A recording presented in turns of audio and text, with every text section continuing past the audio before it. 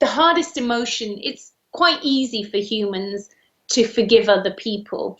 Much harder on the spiritual path is to forgive ourselves. You know, the hardest emotion in any healing work to find in another human being and in ourselves is shame. Yeah. You know, shame is deeper than fear and guilt, than shame. Shame has a much lower frequency, shame. You know, Yeah. so much of what we do is to avoid shame. Yeah, Or I've been yeah, working with that a lot lately. There is a very well-known American psychiatrist, Stephen Hawkins, and he wrote a book on levels of consciousness where shame is at the very bottom of yeah, every level. yeah, Everything is better than shame, right? yeah, yeah, yeah, yeah. No, Yeah. I know that gentleman and his work. I met him in Sedona. He's passed away now, but yeah, I met him when he was in Sedona because he used to be in Sedona a lot. Yeah, great books of his. Andrea, I think you've quite answered my next question, but I'd like to kind of sum it up.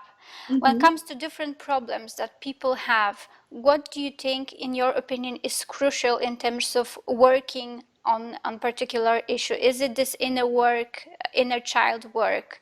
Is it this ancestral programming, or is it past lives? Is it past lives when everything started?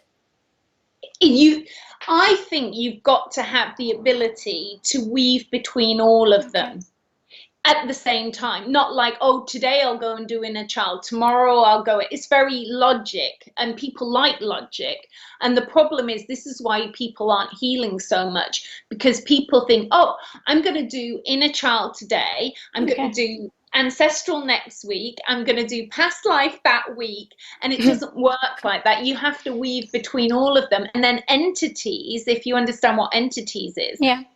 when your energy field gets lower, when these deceased souls are hovering around, you know, we call them ghosts, but really they need a human to live off, you know, so they work into people's energy fields. So then as we heal the emotional stuff from the ancestral, the inner child, the entities are hidden behind the layers of the onion and the past lives. So sometimes you get an entity attaching to someone who's been attaching through various incarnations to this person's soul because they have a conflict with them from a previous lifetime. And usually when they have a conflict, it's usually love or hate, two extremes. They are just still in love with them or they hate them, and they keep trying to seek them out vibrationally. So then we have to clear the lifetime that these two people knew each other in. And sometimes the other person may not even be aware of the other person. You know, they may have just passed them every day in the street, but to them, they had no significance in their life. Mm-hmm.